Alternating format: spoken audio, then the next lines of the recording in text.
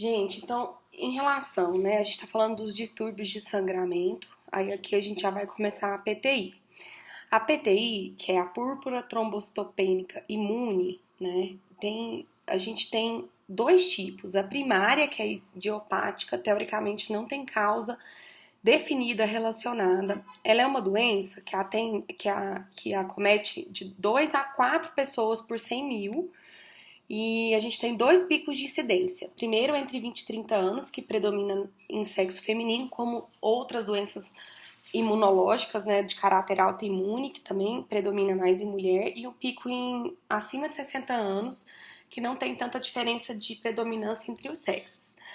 O que é que a gente precisa saber da PTI? Que a gente pode ter episódio de PTI transitória, né, a plaquetopenia, que você vai ter sem outras alterações, e aí isso pode ter uma remissão, né?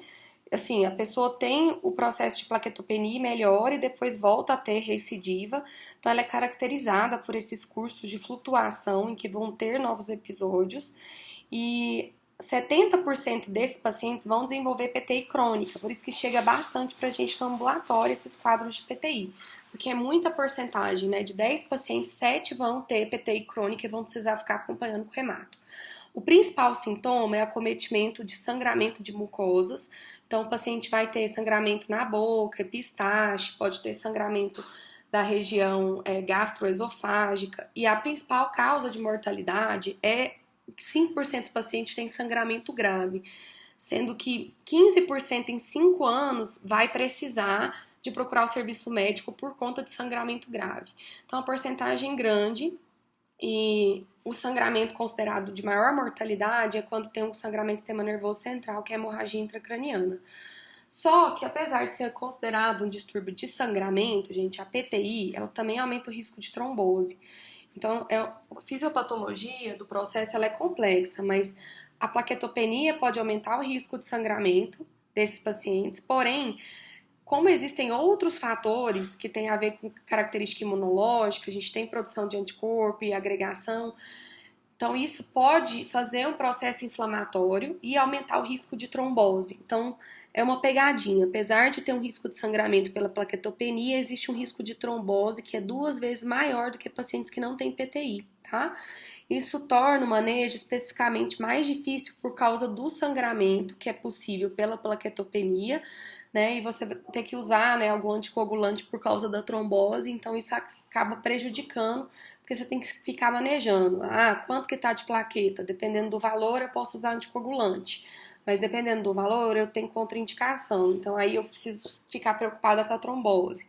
Então, isso torna o manejo da PTI um manejo diferente, né? Difícil de se fazer por conta disso.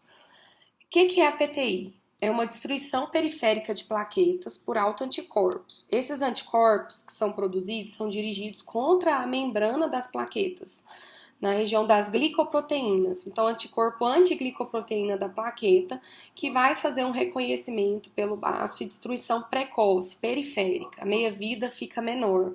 Por isso, a gente tem a plaquetopenia.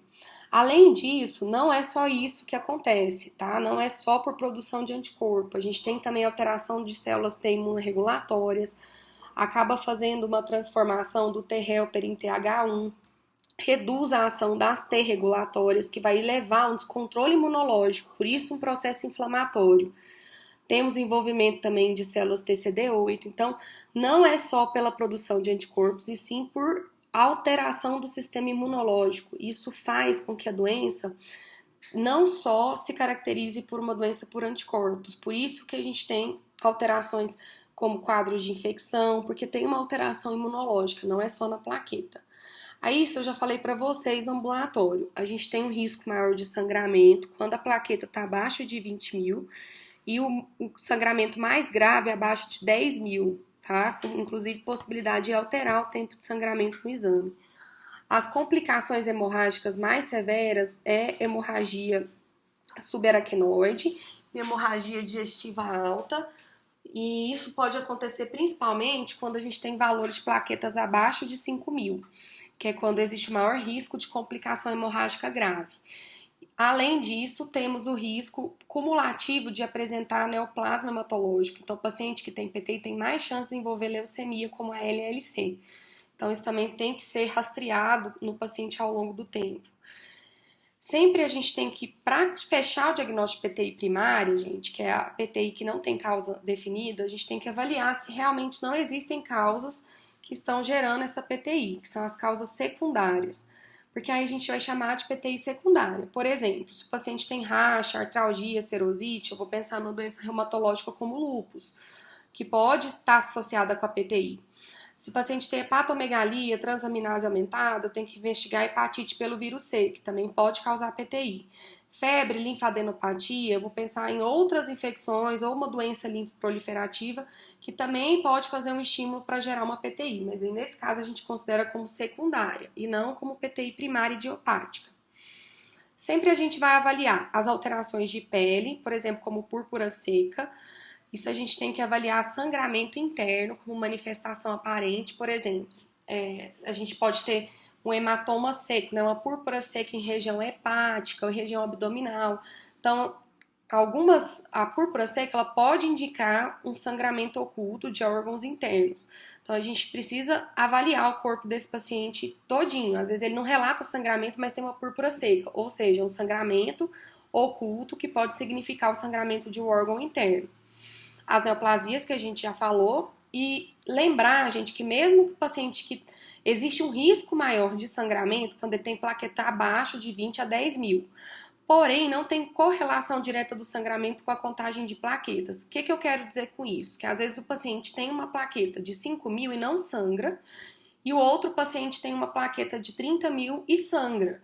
Porque o mecanismo de ação das plaquetas com anticorpo e a outra alteração inflamatória, ela é mais complexa, ela tem outros fatores. Por isso, assim, não é indicativo definitivo de sangramento ou contagem de plaqueta, porém existe um risco.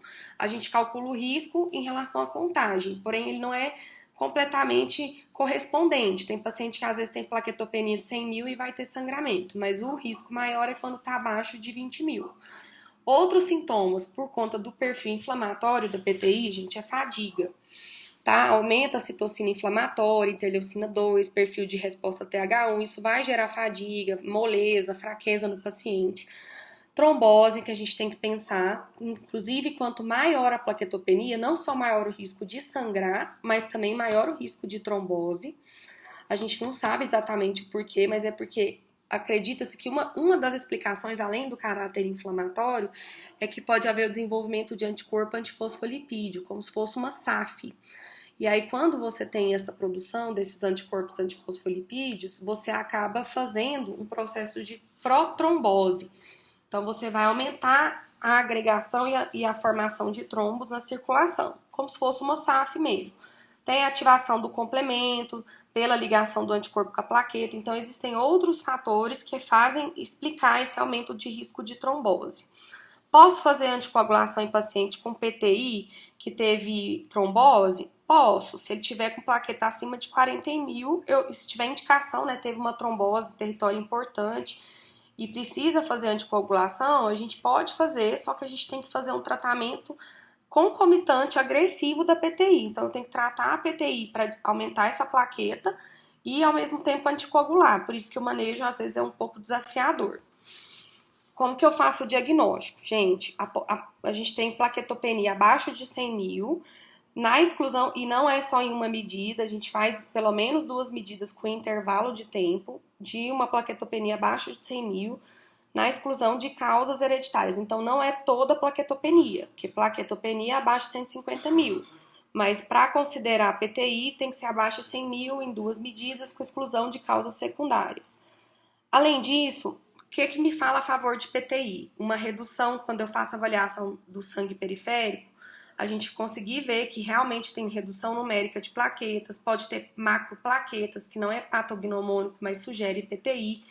E eu não posso encontrar anormalidades que sugerem outros distúrbios, como a PTT, né? Estiócitos ou células com displasia, que aí eu vou pensar em SMD. Então, a gente tem que fazer a exclusão dessas outras causas para fechar um diagnóstico de exclusão. Sem alteração de outras séries do sangue, então a PTI não dá anemia, por conta da PTI, não da leucopenia. Então, sempre que tiver outras alterações, a gente tem que excluir outras causas que podem fazer pancitopenia. Para falar PTI, é uma trombocitopenia isolada que não tem alteração na medula óssea e não tem causa secundária associada. A gente tem que ter excluído lúpus, infecção viral, neoplasia linfoproliferativa. Os anticorpos, gente, mas tá, fiz o diagnóstico. Eu posso fazer a confirmação com a dosagem dos anticorpos contra a plaqueta? Pode, mas os anticorpos, eles só são detectados em 50 a 60% dos pacientes, por isso que ele não é um exame recomendado de rotina, é caro, demora e não vai positivar em todo mundo. Não é só esse o mecanismo, né, da PTI, por isso que ele não é recomendado para o diagnóstico. O diagnóstico é clínico e de exclusão. A gente não precisa avaliar a medula desse paciente. Quando eu coloco assim, na medula não tem outras alterações, é que caso a gente avalie para excluir que seja uma outra doença, a gente vai ver que não tem alteração. Mas eu não necessito do exame de medula para eu poder fechar o diagnóstico PTI, exceto se eu estou desconfiada de outras doenças, ou ele é refratário ao tratamento, então aí eu tenho que investigar a medula do paciente. Como que é o tratamento, gente? Por conta do risco de cronificação, que inclusive assim, a faixa etária é de 20 a 30 anos ou acima de 60, que é o pico. Então, é mais difícil de dar em crianças. Quando dá em crianças, geralmente é transitória por uma infecção ou por uma vacinação. Quando é em adultos, existe um risco maior de cronificar e de ter complicação. Então, vai aumentar a morbimortalidade na faixa etária adulta em relação a crianças.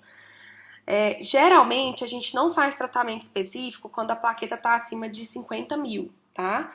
Geralmente a gente escolhe fazer o tratamento em pacientes com plaqueta abaixo de 50 mil e quando já foi excluído aquelas outras causas.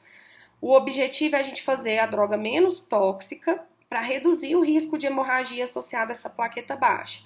Então, manter valores seguros, que é pelo menos acima de 20 mil, para evitar que ele tenha uma hemorragia fatal. A terapia de primeira linha é o corticoide e a imunoglobulina. Tá? A gente pode fazer os dois juntos quando o paciente está em risco, a gente interna e faz os dois. Ou a gente pode fazer só o corticoide. A imunoglobulina sozinha a gente não costuma usar, só se for em conjunto com o corticoide, para tirar o paciente da crise quando a gente precisa de uma resposta mais rápida. Porque a ação do corticoide demora mais para ter resposta na PTI. Então, às vezes a gente faz para manter e usa imunoglobulina para ter resposta mais rápida, quando o paciente tem muito risco. Outros tratamentos que são considerados de segunda linha os agonistas da trombopoetina, que é a mesma coisa da trombopoetina, só que sintético, chama Eltrombopag. Vai estimular a produção de plaquetas na medula. A esplenectomia, para evitar o sequestro do baço, né, na plaqueta que está ligada com o anticorpo, que era um tratamento utilizado como padrão ouro antigamente, hoje não é mais por causa do risco de complicação da esplenectomia. A gente deixa para fazer em algumas situações, quando é refratário ao corticoide, não tem resposta, tem uma plaquetopenia importante, e aí tem o aumento do baço, aí a gente faz a esplenectomia, e o uso de quimioterápicos como rituximab, que também tem uma imunomodulação. Então, esses são os tratamentos da PTI. A gente geralmente vai fazer a internação do paciente recém-diagnosticado, ou se ele tiver com uma plaquetopenia importante, com risco de sangramento. E aí o objetivo é monitorizar para a gente ver o aumento desses valores plaquetários, que aí a gente faz com corticoide, ver junto ou não com imunoglobulina. Quando a plaquetopenia é importante, pode necessitar de transfusão. Em geral, a gente evita transfundir plaquetas, até porque a gente fica na dúvida se é PTT, e aí até excluir PTT, que não é indicado fazer transfusão, a gente acaba evitando na PTI, mas é óbvio que em valores ameaçadores, com risco de sangramento ou ensangramento ativo, a gente também transfunde plaquetas, tá? Porque a gente vai aumentar um pouquinho a meia-vida da plaqueta, né? A plaqueta vai se ligar ao anticorpo e vai acabar morrendo, né? Assim, antes do tempo, mas a gente dá um pouquinho mais de tempo para evitar o sangramento. A gente usa junto com a imunoglobulina, a gente não faz também a plaqueta sozinha, a gente tem que tratar junto a PTI. E pode ser optado em algumas situações a esplenectomia de urgência, tá? O paciente teve hemorragia intracraniana. Então, assim, às vezes é uma medida de urgência mesmo fazer esplenectomia ou em casos refratários. O paciente que é refratário, né, ele recai, não responde ao tratamento com corticoide ou já fez esplenectomia e ainda assim não tem melhora do nível de plaqueta, ou continua tendo hemorragia, a gente considera PTI refratária, tá? Quando o paciente tem uma PTI refratária e ele não fez esplenectomia, a gente orienta a esplenectomia, que tem, teoricamente, uma resposta curativa, tá? Então, o último caminho é a esplenectomia. Quando você não consegue controlar com as medicações, você vai fazer a esplenectomia. A PTI persistente ou crônica, a gente só chama assim quando são pacientes não esplenectomizados e que não respondem ou recaem após o tratamento. Aí a gente chama de crônica, tá? A gente vai considerar a esplenectomia nos refratários, né? Sangramento grave, a despeito da medicação. Agora, a crônica, a gente tenta outras medicações antes de optar pela esplenectomia, mas ela também é uma opção. Lembrar, gente, que na gestação, a mulher que tem PTI engravida, qual que é a questão? É que esses anticorpos antiplaqueta atravessam a barreira feto-placentária, porque são do tipo IgG, e eles podem gerar uma destruição das plaquetas do feto. E isso vai levar a uma trombocitopenia fetal. A gente não consegue fazer o diagnóstico no feto, a gente avalia a mãe e faz essa determinação. E os irmãos, porque às vezes existe uma doença hereditária das plaquetas e não é devido à PTI em si.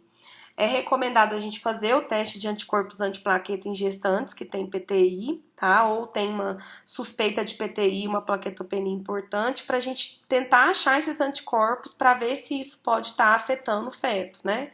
Levando a plaquetopenia no feto. Iniciar o tratamento para essas gestantes, tá? Caso venha positivo, fazer o corticoide para a gente prevenir, porque rituximab e as outras drogas a gente não pode fazer, então a gente acaba usando só o corticoide para prevenir a trombocitopenia fetal ou imunoglobulina.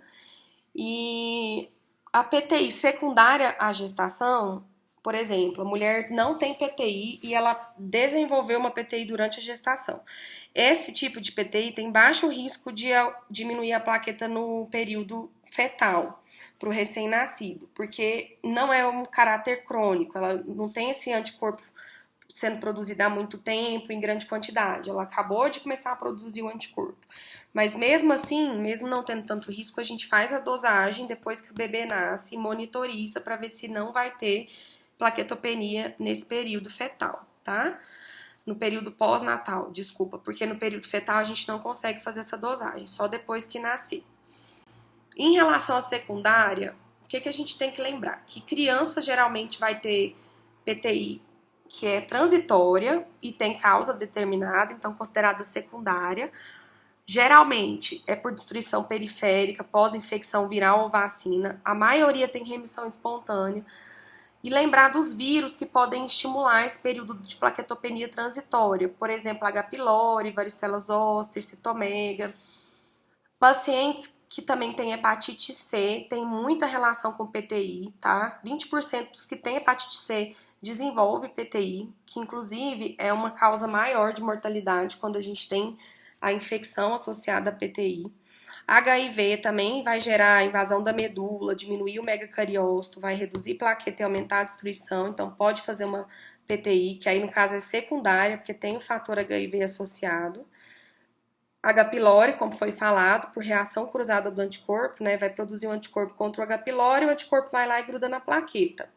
Então pode gerar plaquetopenia moderada e geralmente melhora quando a gente trata o H. pylori. E a leucemia linfóide crônica, que também tem uma redução na produção de plaqueta e alteração dos anticorpos, tá? Então, além de tudo, quem tem LLC pode ter PTI, quem tem PTI tem um risco maior de desenvolver LLC.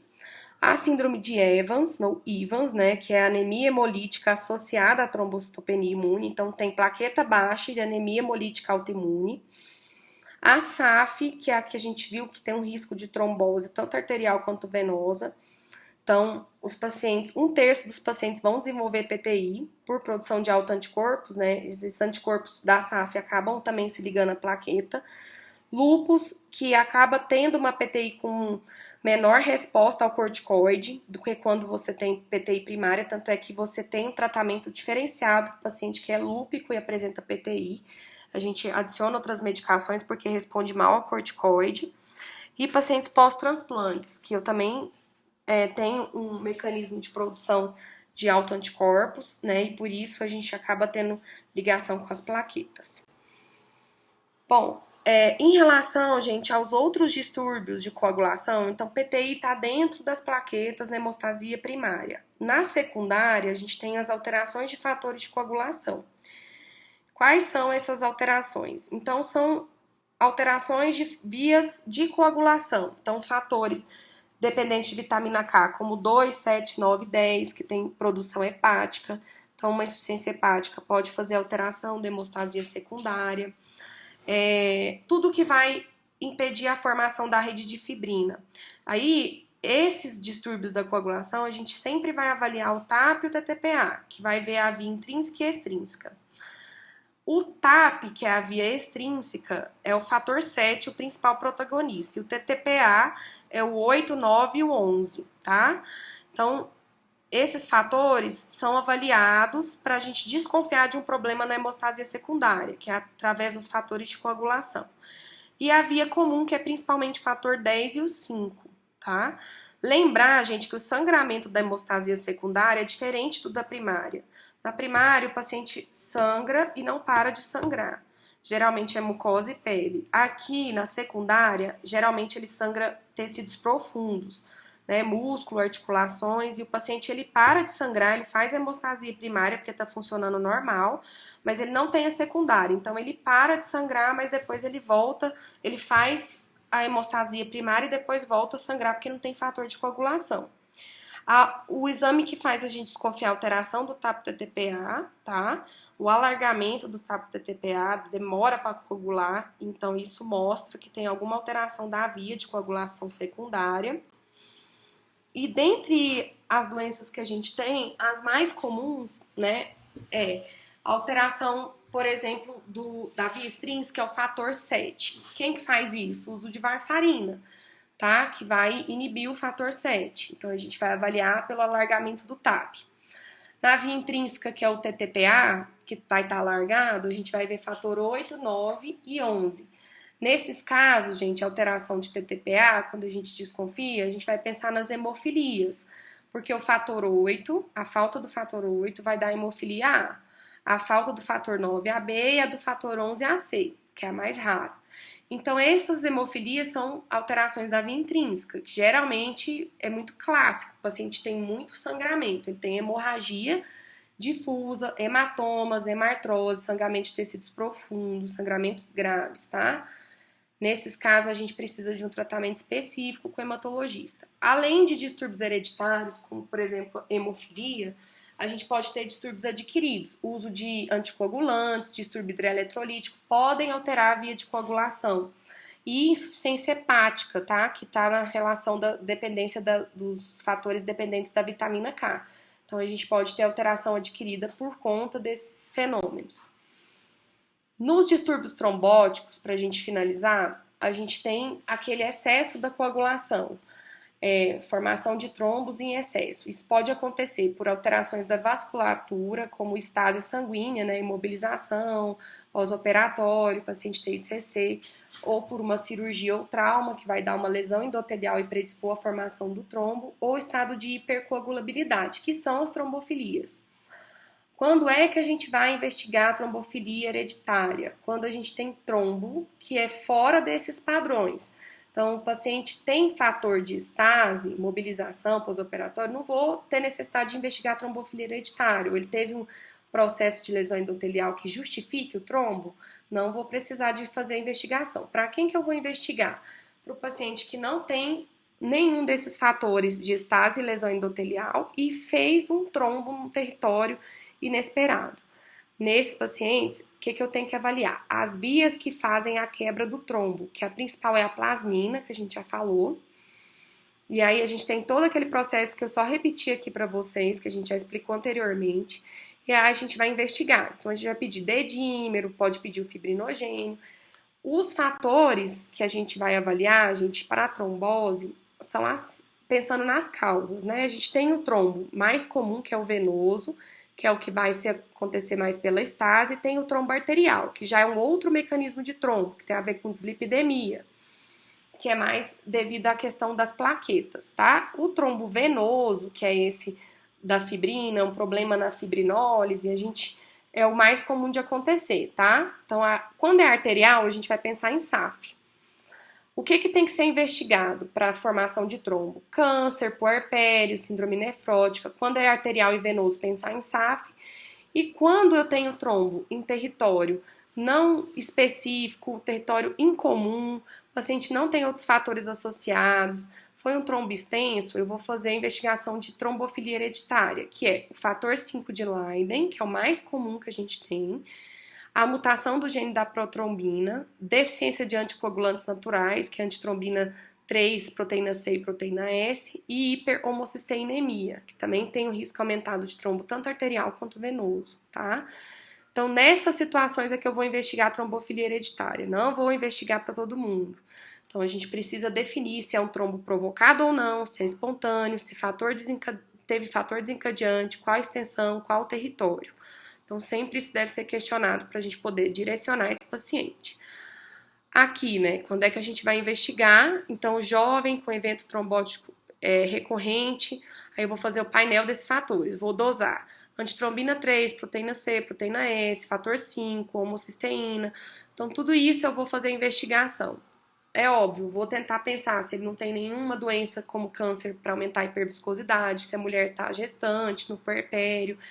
Então, tudo isso tem que ser investigado, né? Só que eu vou evitar de fazer essa investigação logo após o trombo, porque o paciente está com quadro de trombo agudo, vai vir tudo alterado, ou ele está usando anticoagulante, que vai interferir na prova laboratorial. Então, eu vou evitar de fazer isso na fase ativa, vou fazer essa investigação posteriormente. O tratamento dos trombos, né, da trombofilia, quando é detectada, ou o trombo sem anticoagular, a gente faz anticoagulação de no mínimo 3 a 6 meses. Lembrar dos fatores que podem gerar também estado protrombótico e plaquetopenia, como lúpus. E lembrar da SAF, que é uma síndrome de anticorpo antifosfolipídico que vai dar trombose, tanto arterial quanto venosa. Pode acontecer em conjunto com doenças reumatológicas, como colagenoses, né, lúpus. E geralmente o paciente manifesta com uma trombose venosa e tem um AVC isquêmico, tá? Que é a marca disso, junto com abortamento de repetição, que aí é quando a gente vai suspeitar mais ainda de SAF. Para finalizar, os distúrbios trombóticos adquiridos, né, o uso de drogas como antiagregantes e anticoagulantes, aqui a gente vê como que os antiagregantes vão atuar no processo de trombólise, né? A gente tem aquela exposição quando a gente tem o rompimento da placa que fez o trombo, né? A gente vai usar e aí você vai ter um processo de alteração da plaqueta, na adesão, no fator de Vauve-Lebrun, e o AS ele vai atuar exatamente impedindo essa agregação da plaqueta, tá? Evitando o trombo. Aqui, gente, esse aqui é a ação dos anticoagulantes e do AS, que é o antiagregante plaquetário, na destruição do trombo, tá? Eles podem causar sangramento. Eu falei ao contrário aí no início, então só corrigindo. Essas medicações, elas são para evitar estados trombóticos, como que elas agem evitando. É óbvio que tem alguns anticoagulantes que vão atuar também na parte de anticoagulante natural. Então, elas podem predispor tanto a sangramento quanto trombose. E aí a gente tem que tomar cuidado. Mas a AS em si vai aumentar o risco de sangramento, porque vai atuar evitando a formação dos trombos. Gente, sempre que tiver distúrbio de sangramento, ou eu vou ter de sangramento ou trombose, eles são excludentes? Não, tem condições que podem acontecer ao mesmo tempo. A gente falou de algumas. O uso de anticoagulante pode causar tanto sangramento quanto trombose. A PTI pode gerar os dois. Neoplasias também. CIVD. Então, não é porque eu tenho um distúrbio de sangramento que eu não vou ter um distúrbio de trombose. Eles não são excludentes. E o que acontece é que acontece um desbalanço, um desequilíbrio naquela balança. E aí pode pender para os dois lados, tá? Então, sempre levar isso em consideração. É isso, acho que a gente completou os objetivos. No final eu acabei correndo um pouquinho aqui, mas o mais importante é vocês entenderem quais são os distúrbios que formam trombos, quais são os distúrbios que predispõem sangramento e que eles podem acontecer juntos a depender da situação, para a gente identificar e quais exames que a gente pede em cada um deles, certo?